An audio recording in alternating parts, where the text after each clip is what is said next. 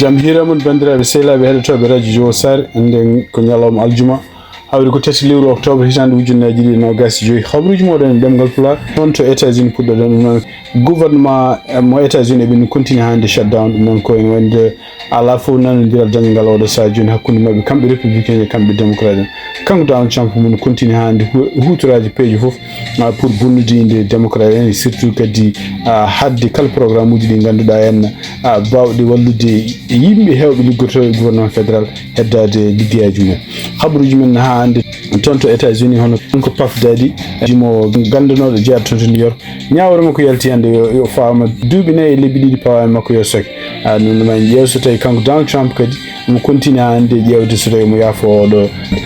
habruji men international manaw en toon to Palestine e to kamɓe Hamas mi wonde ɓe jaaɓi won plan mo kanko Donald Trump mo haalde Benjamin Netanyahu no jaam dañira toon to Gaza habruji men international cekkitoɗen toon to Sénégal affaire makko kanko Ngone Saliou Diop janggo asset hono kamɓe avocat ji ɗiɗo partiji poursuɗuɓe plante kanko Ngone sibabu nde haalduji ɗi o haalno ñande 30 septembre ko eɓe nodda toon to tribunal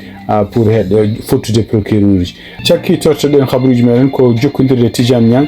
goto e joɗaniɓe en toon to Mauritanie o wawa rokkude élément mo jogui ko fate coftal ɓalli ko ɗum woni titre uji men ɓuuri mawnude e oɗo journal mbaɗan toon hande aljuma 4 lewru octobre hitande ujunnaji ɗiɗi nogas joyyi ma en gartu joni joni.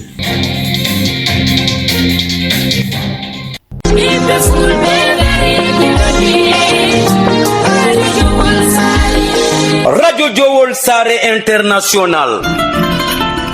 dole lingu gondia kono dole Radio Jowol Sare ko hettoyankoɓe mum Amérique, Asie, Océanie, Europe, Afrique no keɗo Radio Jowol Sare International.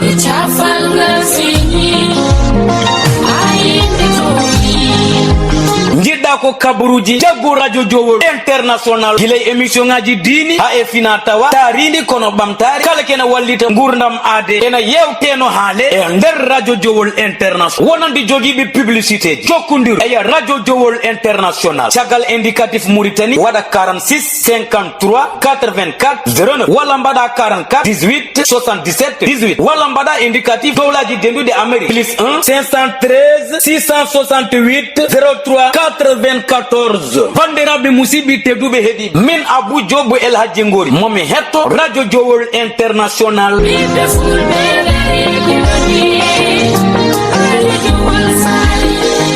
bandiraɓe sehlaɓe heɗotoɓe radio Jowol Sare habaruji men to États-Unis guiɗoɗen ko toon tono kamɓe sénateur uji ɓe mbawi donki kadi nanodirde surtout voide pour beele budget ne dañe pour ko gouvernement mo kanko Donald Trump ardi beele ne uddita baafi muɗum ɗum noon e wayno ko tugnade habaruji gumriɗi toon to Washington kamɓe démocrate ene wayno ko kamɓe mbaɗi hande campagne pour wiide wonde ko haalluji kalteɗi pour wiide wonde ene wayno ko yiddeɓe artirde kala ko wiyete Medicaid ko pour wallude yimɓe ɓe ngala kayitaji walla yimɓe criminel en rokkude men chance dañde assurance o e ɗum ɗon wona gonga par ce que ko ɓuuri hewde e ko hutortoɓe Medicaid oɗo saha joni ko yimɓe vétéran ji walla ko yimɓe actuellement joguiɓe kayitaji ɗum noon ko hunde nde wona gonga ko wawi wonde foof ene wayno ko kamɓe démocrate en kadi ɓe ɓeydi e haalluji mabɓe ko gueɗe ɗe ganduɗa en kamɓe Donald Trump ɓe kutoro oɗo saha joni taw ko gueɗe ɗe ganduɗa wallude won jeenoɗe agenda makko agenda campagne makko projet mo mbiyata 2025 ɗum noon ko ɗum waɗi hawno kamɓe sénateur uji républicain ji walla représentant ji républicain ji wonɓe toon huldeɓe wasi dakkodirde Donald Trump ɗum woni ko haɗi budget o wotere ko wawi wonde fof ene continue hande woni ñalawma tataɓo kamɓe gouvernement mo États-Unis ne wuddi dami muɗum ha hande habaruji gumriɗi toon noon kanko Pam Bandi e nder kadi communiqué jaltuɗo o wawi kanko hoore makko windude lettere ɗum noon to toon to Google e toon kadi to Apple ɗum noon ko wiide wonde ko ɗiɗo compagnie ji ɗiɗi yo dartin wallude yimɓe hutortoɓe ordinateur yiɗɓe télécharge ude application ngaji taw ko application ngaji ɗi ene mbiyata ɗum ko ice block oɗo application noon ene wayno ko ɓuuri hewde hen wallanno yimɓeɓe e kala guddiɗ ɗum ko andude holto yimɓe immigration agent ji muɗum holto goni pour ha jomum ha au moins wallude koreji men sen gon toon pour rende ɗumen ɗiɗo application ngaji pewnuɗum o hono kanko biyeten Aaron e nder konngudi ɗo haali wi wonde ko omo sunni no fewi sabu Apple kañum hoore mum kanko Joshua Aaron o mo sunni ni fe sabu Apple kanyu horu mum hulde ha ken turu keshi mudum kala ko gouvernement o do gouvernement mo Donald Trump mo wete ko kala ko wiyo mo jabadum tungnade ko windi kanko ministre président ko fate justice le di on kanko pambandi o wi wonde ko do application ene wayno ko so tawi opama ene doga yimbe ligorobe immigration surtout agent di kanyu hori mo wadata ko gurdam men en danger dum non e wayno ko do application kadi ko teskita do no hutore gilende kanko Donald Trump fuddi lamo ko en dan nyande no gas le janvier ko way wonde fo en wayno ko tungnade ko Apple haali hande wi wonde ko do application ene way be darti dum be bawi kadi wi wonde ko kala gedde di ganduda cenginodo e do application dum non ko application ngaji good balluji ko gedde bad non pour andude yimbe to ngoni dum ne wayno be ngitti dum donc tungnade e entretien makko kanko Joshua en ko wadde hande Apple News o wonde en wayno ko compagnie Apple jabdi mudum tournade o do régime dum ko hunde nganda en bonnude droit mabbe mum jogi parce que droit mabbe o do kadi wadde dido application ngaji halde to yimbe immigration ngoni wal ko en dum ko jeya ko amendement mabbe gadan amendement gadan mo constitution mo États-Unis hande khabruji men tonto États-Unis e nyalome kadi hono kambe cour suprême mo États-Unis donc suudu nyaawirde burdu tawde do États-Unis en wayno be bawi kadi kambe artide kadi nyaawore dum non ko nyaawore de ganda de be nyaawno e der lewru me ndedo nyaawore pour wiide wonde ko kanko Donald Trump dabbande wonno pour won yimbe jeyabe Venezuela wonbe do en heftude yamirde mi yo liggo do États-Unis en wayno dum don ko be dartinobe dum non ko yamirore de ganda kanko Chrissy Noem gardido Homeland Security wonno dum en wayno ko ciagal mudo hono juge goto ton California halini wi wonde ko kanko Chrissy Noem ay ko wadi ko en ko gedde de ganduda en rewani procédure normale non ko kanko juge o haalino wi wonde dum do den wayno o bloqué ndedon yamirore walla ndedon dabbande de kambe la administration Donald Trump wanno pour hadde beedo immigré walla yimbe kam jaabe ton Venezuela wonbe liggi e leydi ndi rokkede hurum pour wawde ligade donc en wayno ko hande kambe cour suprême en der nyaawore mi jaltin dum non ko jeegomo contre tas siftindan tan ko cour suprême yimbe jana wonbe tombe hen jeegomo ko yimbe conservateur ko kambe toujours jabanta Donald Trump surtout en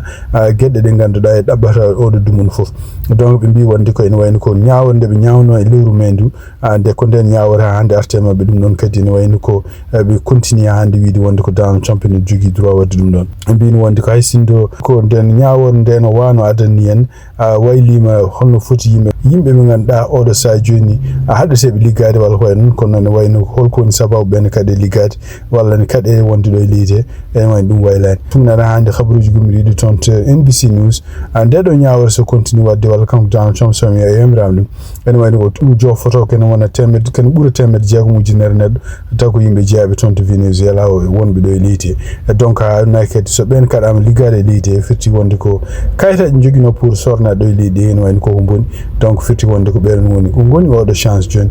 ko e hawnay ko yaltine lendi dum non e der kongudi di windi kanko gote e nyaawobe tonto cour suprême dum non ko goto mo ganda libéral awno kanko Ketanji Brown Jackson o wi wonde en wayno ko kanko warma ko wawa jabde dum do en o wawa jabde kambe cour suprême continue be toujours be dokka e be newnana kambe koy be nadde gedde de ganduda en tako kawuji tako tribunaluji tuko sin jogi e didon kawuji kedi taw en wayno ko yimbe depa nyaawetebe en wal yimbe haltomi haalumon haalatebe men gunda men ko danger dum non o wi wonde ko kanko jaban dum don donc kambe libéré wi tati di fo be jaban dum non wodbe kadi en wayno ko wonbe tonto cour d'appel dum non ko juge ji tati taw ko cour circuit janabi men woni kanyum ko en bi wonde ko kanyum ko en mbaawa famdini holko woni sababu kambe cour suprême e ben continue jabde dum don kadi en wayno ko kala nde be mbadi nyaawore be gaddanta en kala jango nde do nyaawore wala kala bawdo hedade nde do nyaawore holko woni sababu be jabi walla be dokki Donald Trump gonga wala gede bar non donc way woni fo en wayno ko do sa joni hono kanko Donald Trump o jogi mo kadi gonga e der nyaawoji de ganduda gadduno e makko dum no nyaawoji biyetedo ko keñorade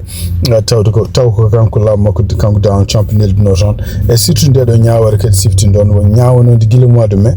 kono non e wayno dartinde non taw ko juge goto ton to California dartino dum khabruji men États-Unis hande tonto New York hono kanko Sean Diddy ndirado sipab dadi en wayno ko o fonno fottude hande juge pour halane mo foti so taw mo foti sokede tungnade ko yaltino khabruji binda ton siyana non kanko Puff Daddy en wana fawa e makko odo sa joni yo wona kaso ken won duubi nay e libbi didi non wiide mabbe kadi ko dum do sibabu won gede didi de wotaka e gede didi kadi ko jiftude yimbe o waddu mi oto makko mo nawdo men nokkuji e dum do kadi ko pour gede fijirde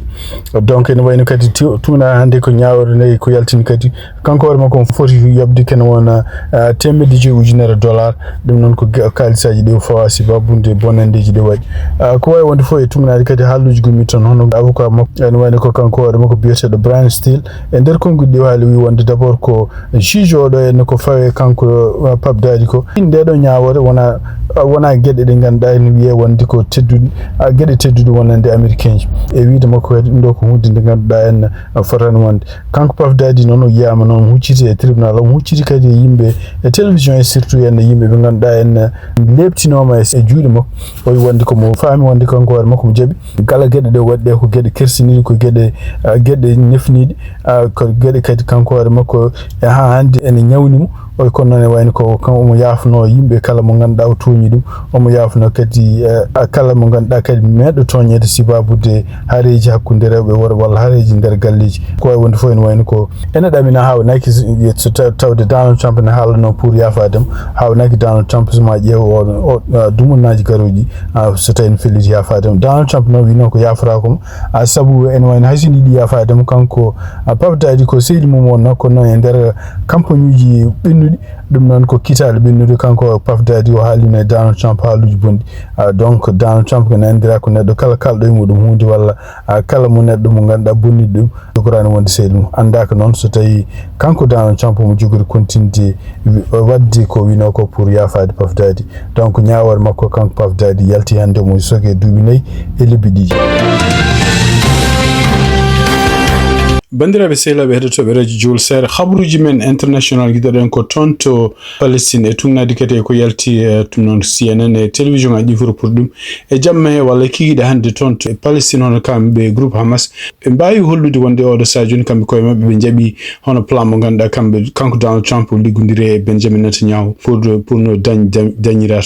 toon to Palestine non ko dartinta haare wonde toon to Gaza hakkamɓe Israël e kamɓe Palestine ɗum noon tugnadi ko yalti ene wayno télévision hono kanko Donald Trump cagal nde heɗiɗon habruji ene wayno o wawi wiide wonde ko oɗo sa joni o yamiri Israël naɓe yo dartinna bomboji mbaɗata toon to Gaza ɗi ɗum ɗo kadi ko hunde wiide makko kadi so tawi ɗiɗon bomboji dartinaka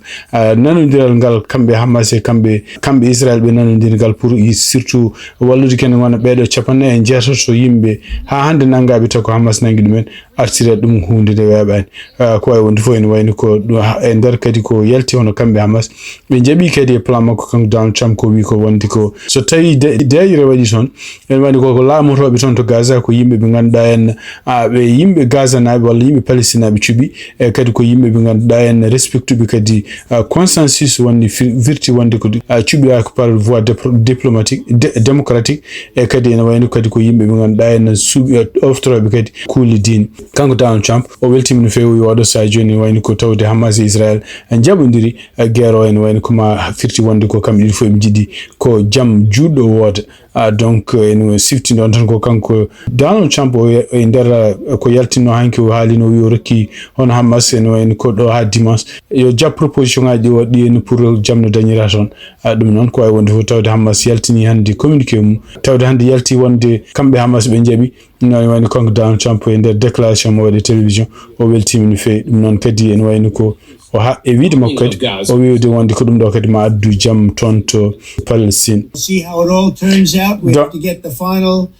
word down and concrete. Very importantly, I look forward to. Donc, why would find when Kong down shampoo with Dok Yala Mojo one and the ton to Palestine, one and the ton Kadi to Adunov, Konama Bim, Batten Hagili, Holden Jogori, Holden Jogor White, 15 Don Kuburi, how de a Nanandire, but a noise being Kofufa, Suako, Kambi Israel, puts us there on Nanandire, Bembomba Gaza, while Bembomba Hamas, while Kokambi Hamas, can you in there, Yimbe Bimbal in this still can be Kanyaman. bombata be kam Israel na tungnade ko Israel na be kala ko way wonde fo en wayno ko galdon jabundiral wadi hande kambe Hamas be mbi wonde ko be jabi joddade joni par voix taw ko yimbe wodbe médiateur ngoni hakkunde mabbe kam Israel joddade pour ƴewde holno jam nabi kaldir jam no dañira ton to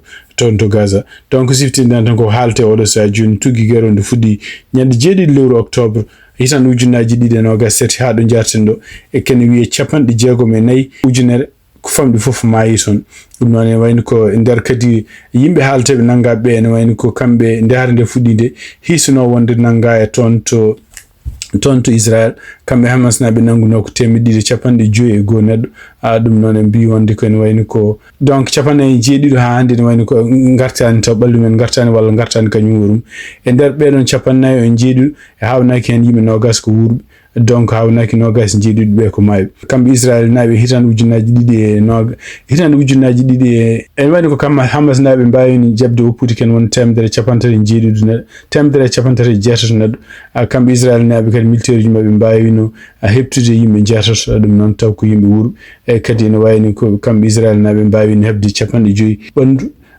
yimɓe taw ko mayɓe ɗum noon ko oɗo sa joni en wayni ko won yimɓe kadi dogɓe taw kañumen koye min ko ɓucciti e kosoji mabɓe kamɓe Hamas kani wiyatato ko wawi wonde fof ene woni oɗo sa joni hisa won hakkude 17 neɗɗo kamɓe Hamas koɓe jogui habaruji men international hande toon to Sénégal en wayni ko tunadi kadi ko journaux ji kewɗi bindi ɗum noon ko e surtout journal biyeteɗo Média ko haali on wayni ko kanko Ngoné Saliou affaire makko nan ɓeydo yaaji oɗo sa joni tungnadi ko anda hono kanko procureur de la République o wawi convoqué avocat ji ganduɗa wonɓe caggal complainte uji baɗaɗi contre makko kanko Ngoné famanoma won Ngoné o noddunoma toon hanki to tribunal kono ene wayni ko wawi wonde fof o nangaka taw kanko so tawi mo jogori nanguede donc tungnade habaruji gummiɗo toon kadi ko kabaruji bindaɗi oɗo toon to Seneweb procureur de la République ene wayni kañum hoore mum neldi yamirorde toon to direction spécial to piɗiɗi ko cyber criminalité ɗum noon ko sibabu complainte uji waɗaɓe contre makko kanko Ngoné Saliou Diop ɗiɗo complainte uji ko caggal nde kanko oɗo debbo wawi haalde haalluji bonɗi toon e surtout en haalluji kadi yennude walla ñingde walla kadi bonnidde kala ko fati communauté pulaar ɗum noon wayni ko wawi wonde foof oɗo procédure kamɓe avocat ji portuɓe plainte ɓe yoɓe kewi donc en wayni ko kanko procureur de la République officiellement o heɓi d'abord ko plainte taw woni koye avocat biyeteɗo maître Abou Alassane Diallo ɗum noon ko avocat gonɗo toon to cour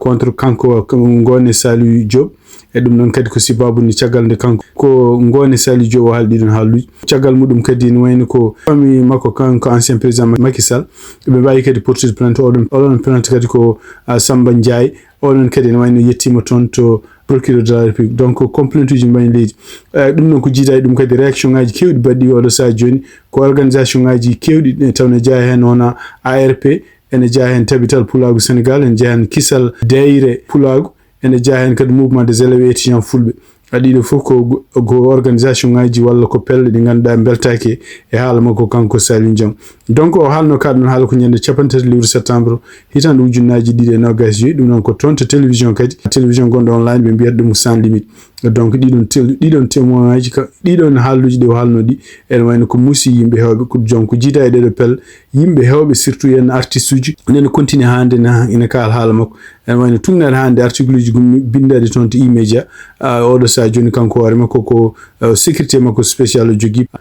oɗo sa joni en ƴeewa holko kamɓe avocat ji ɗi koɓe jogori haaldude janggo e toon to procureur uji walla toon to tribunal toppiɗi ko fade cybersécurité siftinde on tan ko balɗe ɓenniɗe tan ene wayno ko yimɓe ɗiɗo nanngama nana goni kaso saabu kañumen koyemen kaali haalluji ɗi mbayani noon bonde ni kono noon kaali ko haalluji contre tan kuccine makko kanko Ousmane Sonko walla no kuccine parti Pastef ene ƴeewe ɗeɗo balɗe holno ɗum jogori waade oɗo kalɗo haalluji surtout haali communauté fof no wurno holno haalu mo jogori haale tugnade hande jaydeji ko wayno Sénégal ko wayno Seneweb wiɓe wonde ko ɗum ɗo en wayno justice mo Sénégal woni koye testede ɗeɗo balɗe pour ƴeewe affaire makko holto jogori faati hande toon to Sénégal e tugnade kadi ko yalti hono kamɓe FMI ɓe mbawi fottude hande délégation mo Sénégal ɗum noon to piɗi ko faati ngal donc tugnade hande konguɗi gummiɗo to kanko directrice oɗo organisation FMI kanko biyeteɗo Kristalina Georgieva ɗum noon kanko directrice FMI o wi wonde ko o weltima oɗo saji joni e peeje walla e liggeyaji kamɓe gouvernement kesmo Sénégal waɗato pour wawde fewnidde haaluji bonɗi walla haaluji ɗi gona gonga jaltunoɗi e nder donneji ɗi nekkonoɗi ɗum noon ko siftindon tan e gouvernement walla laamu makko kanko Bassirou Diomaye Faye nde fuɗɗi nde ene woni ɓe kalini ɓe wiwande kene wona milliard uji $7 ko detuji ɗi ganduɗa enen pawa e inde Sénégal ɗeɗon ñamale nan ko ñamale cuuɗanoɗe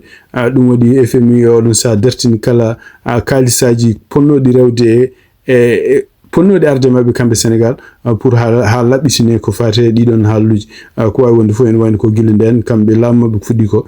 kamɓe FMI ko ya garta ene wayno ko hande ɓe jaaɓi joɗɗade donc ene wayno ko wuri wonde haala mabɓe hande ko fewnidde ɗiɗon déclaration ngaji kala haaluji kalteɗe ko fate ñamale en goodi walla godani yataw ko haaluji gonga ɓe ƴewirta ɗum e kadi ene wayno ɓe beltima oɗo saha joni ko kamɓe gouvernement kesso kadi maɓe mbad ko wiyete ene leeral kala ñamale walla kala kalisaji ɗeɓe kutorto maɓe gaddu ɗum taw koye hunde lerde e kadi ene wayno ko gouvernement Sénégal kañum hoɗum wonde famniɓe wonde ko yiiɗi ko kala kene walla ɓiɓɓe leydi Sénégal ɓeydade moƴƴinde gurdam Sénégal naaɓe ko ɗum woni ko doganta oɗo saha joni ko wawi wonde fof ene wayno ko haala ka nene continue kamɓe FMI ɓe ala taw koɓe jaaɓi ala taw koɓe jaltini koɓe kalana no fewi e dettoji ko noon e wayno ko haala mabɓe fuɗɗima hande kam ko fate ñamale kamɓe Sénégal ɓe ɗamini ummade FMI ñamale blokanoɗe ko ɓooyi sibabude kalisaji biyaɗi ko ñamale kewɗe ene ñamla taw ko ñamale cuuɗade toon to Italie seppoji kewɗi seppoji mbaɗi toon ene wayno kene wiya ujunaji neɗɗo ari toon guure kewɗe ɗum guure ɗe kadi en jiya hen seppoji ɗi jiyama toon to Rome jiyama toon kadi to Milan en jiyama toon kadi guure goɗɗe ɗum noon tugnade ha hande ko agence France Presse Européenne non seppoji ɗi kadi ko ɓuuri hen hewde kadi ɓe jogui ko pancarte uji ɓe gulla hen surtout yennude sibabude flotilla ko laaɗe ɗi gumminoɗe aduna foof taw ne waɗi kene wona 49 leydi kene ɓuura 500 neɗɗo taw ko yimɓe ƴewanoɓe jaam pour ƴewanoɓe surtout fusde blocage mo kamɓe Israël mbaɗi toon pour hadde kala ko wiyete ñamde walla kala ko wiyete savar nade toon to Gaza nokku mo ganduɗa kamɓe Nations Unies ɓe déclaré ɓe wi ko nokku gonɗo e heeke oɗo saha joni kono e woni ko kamɓe Israël en eɓe kutorima laaɗe mabɓe mari ɓe mbawi nangude ɗeɗon laaɗe wonen laaɗe kadi ɓe ne wayno ɓe mbaɗi mumen jeygol tumnade hande habaruji gummiɗi toon ɓe mbi wonde ko seppo ɓe gullata oɗo saha joni ko wiide ko wonde ko kamɓe Israël ɓe ngala droit dartinde ɗeɗon laaɗe surtout to ɓe nangui laaɗe ɗe maaje ɗe mbiyata maaje mo ala jeeyi ko maaje international ko wawi wonde fof ene wayno ko kanko gardiɗo laamu toon to Italie hono kanko premier ministre Giorgia Meloni kanko hoore makko o weltaki e ko Israël naaɓe mbaɗi ɗeɗo laaɗe ɗe ko wawi wonde fof ene hiisa oɗo saha joni kene ɓuura 200 ujunere neɗɗo mbawi toon aljuma hande toon to Milan pour supportude jaam no dañira toon to Gaza tugnade hande habaruji gummiɗi toon ɓe mbi kadi kene abo 50 ujunere neɗɗo taw ko ɗum ko police haali jiyama toon e nokkuji gonɗi toon surtout toon to Italie taw en jeeya hen étudiant ji en jeeya hen professeur uji en jeeya hen kadi yimɓe ɓe ganduɗa taw ko sukaɓe ko wawi wonde fof ɗum ɗo kadi ko gueɗe baɗɗe e nokkuji kewɗi aduna sibabude surtout wullitade ko fate ɗeɗo laaɗe ɗe kamɓe Israël ɓe jani mumen toon to hakkude maaji en nangui kene ɓuura 450 neɗɗo ɓe guetti ɗum en ɗeɗo laaɗe ɓene nangui ɗumen toon to Israël oɗo saha joni ko wawi wonde foof hawnaki sibabude kamɓe Israël e kamɓe Hamas ɓe dartini ɓe jaaɓi wonde proposition mo ganduɗa kanko Donald Trump waɗi pour jaam no dañira toon hawnaki kadi ɗum ɗo fof ma usti caɗele kono noon ene wayno kono Donald Trump wiri ni ha ƴeewen no yeeso ko lawol par ce que ene wayno ko ala foof ko meeɗi haalede wonde jamne ala toon to Palestine taw wiyaka Israël ko ɓuuri hewde firti ɗiɗon planche walla kamɓe Hamas saha wiyewende kamɓe pirti ko haalano ko wawi wonde fof haqqillaji fof gonti oɗo saha joni ko toon to Palestine surtout ene ha heege surtout ha hande caɗele heege kontinɗe gonɗe toon ha hande toon to Gaza e continue walla yimɓe ko jira e bomboji mabɓe kamɓe Israël ha oɗo saha joni ɗe jarten ɗo noon ene wayno ko kamɓe Israël eɓene continue meldude bomboji mabɓe toon to Gaza hay sin Donald Trump wino yamirino kamɓe Israël ɓe dartini anda kata holno ɓe dartini kono tumnade Al Jazeera ene wayno ko nanama kamɓe avion ngaji mabɓe kamɓe Israël eɓe continue bomborde toon to Gaza bandiraɓe sehlaɓe eɗo taɓe radio Diol Sare ma jokkodiri joni Tidiane Niang oɗo ken élément espo mo jogani en hande oɗo ñalawma aljuma 3 lewru octobre Tidiane Niang bisimilla jaam hira mon musidɓe tedduɓe hettiyankoɓe haalirde radio Diol Sare kabaruji men coftal bali gadorden kabruji men coftal bali ko nder leydi Mauritanie tinama hande puddugol championnat mo leydi Mauritanie Super D1 FC Samal kanyum hewndirno équipe ASC Sinim potal ngal gasir ko dekki 0-0 ASC Douane kanyum hebi polge yeso équipe FC Lixar taw ko logi dide ndiga to stade municipal mo Nouadhibou équipe FC Nouadhibou kanyum hewndirno équipe ASC Pompier potal ngal gasir ko dekki 0-0 championnat mo leydi Mauritanie Super D1 en jokki nyalamu jango aset nay lewru octobre soni 16h GMT to stade municipal mo Atar kipu FC Zaidan ma hiwnder kipu ASC Police 16h30 GMT to stade municipal mo KD FC ma hiwnder kipu Inter mo Nakshot 16h45 GMT do la morgo leydi Mauritanie Nakshot kipu ASC Zandri ma hiwnder kipu Nakshot King on keblo kipu leydi Mauritanie Arturo Lopez Garay nyalama hande ne woni 11h GMT o yaltini doggol nogas e joy peto e pottit didi qualification coupe du monde hitandu junnaji de nogas e jegom ko siftinde bandirabe on murtani jogi pottit didi sappundu do lewru gonden hakkunde mabbe kipu Sudan sappo nayindu do lewru gonden hakkunde mabbe kipu Senegal teskamo gartugol hono Oumar Ngom e noddugol lawol garwiningol hono Amara Haidara tournoi district de Bogué hitandu junnaji de nogas e joy pottital 3e place nyalawma hande kipu FC hore moju kanyum hebi polge yeso kipu FC Cide taw ko logol gotol ndiga pottital final nyalawma jango aset nay lewru octobre soni 16h GMT kipu FC Dubango ma hiwndiri kipu FC Gurel Boubou to stade Pongel Kode odo final wada ko teddungal hon ministre La Mukhtar jabi hatirdi coupe maire commune mo awaynit jaten hen koy musidɗo men Mouhamadou Samba Diallo ko non tigi Tidiani Niang gasi ha laaɓi cerra kawgel fuku koyɗe ngel maire mo commune Gouwaynit jeeyaɗo e département wompu diwan Guidy Makka kawgel ngel joofi tawi noon jaggodirno ko kippu Lakka Fuya e kippu Kaƴel Lakka Fuya caggal nde ɓe mbaddi ɗekki e nder waktu dottanoɗo o tigi ɓe jawti ko wiyete tirobi walla faw petta kippu Lakka Fuya wawi hawde bituji nayi kippu Kaƴel kanyum hebi ko bituji tati yabanten ko wuro Tachot kawgel maire mo commune Tachot biyeteɗo Bouyage Abdou Camara kawgel ngel joofi nawi kawgel ngel ko kippu o Tachot boto kholle caggal nde ɓe mbaddi kadi match gulɗo jaw hakkunde mabɓe e Tachot Berane podrel ngal gasiri ko ɗekki ndiga e ndiga nde ɓe jeehi fof petta kippu Tachot boto kholle tiruji joyi marki tiruji joyi Tachot Berane kanyum kadi dañi ko bituji nayi tan caggal nde ɓe mbasi markude tir mabɓe joyi ɓijo ko ɗum wonno ko jogani ɗen hettiyankoɓe radio Diol Sare ko fate coftal ɓalli gudiren kabruji men coftal ɓalli jencudi championnat ji dunde Europe gadarɗen ko championnat mo leydi Angleterre Premier League pottital ñalawma hande Bournemouth kanyum heeɓi polgue yesso kippu Fulham taw ko logui tete logol gotol ñalawma janggo so woni 16h30 GMT Chelsea ma hiwndere kippu Liverpool ha jonko fate ndiɗon mbaɗi 14h GMT Arsenal ma jabbo kippu West Ham championnat mo leydi Espagne La Liga pottital ñalawma hande Osasuna kanyum heeɓi polgue yesso kippu Getafe taw ko logui ɗiɗi logol gotol championnat mo leydi Espagne en jokki ñalawma janggo so woni 19h GMT Real Madrid ma hiwndere kippu Villarreal Bundesliga championnat mo leydi Allemagne pottital ñalawma janggo 16h30 GMT Francfort ma hiwndere kippu Bayern Dominique Ligue 1 français pottital kiyiɗe hande Paris FC kanyum heeɓi polgue yesso kippu Lorient taw ko logui ɗiɗi ndiga 15h GMT ñalawma janggo Metz ma jabbo Olympique de Marseille 19h05 GMT Auxerre ma hiwndere kippu Lens kabruji men coftal ɓalli ko ɗo kayɗe en calmini hettiyankoɓe haalirde radio to mbawi wonde foof Tidiani Niang a jarama bandiraɓe sehilaɓe heddotoɓe radio Diol Sare habaruji min jogon noon hande e oɗo ñalawma aljuma 3 lewru octobre hitandu ujunnaje ɗiɗi nogas joyyi gasi ha laaɓi siftindon tan ballodirɗen journal o ko Tidiani Niang goto e joɗaniɓe en toon to Nouakchott toppiti fati coftal ɓalli yen mbaale jaam ha jangkode on jarama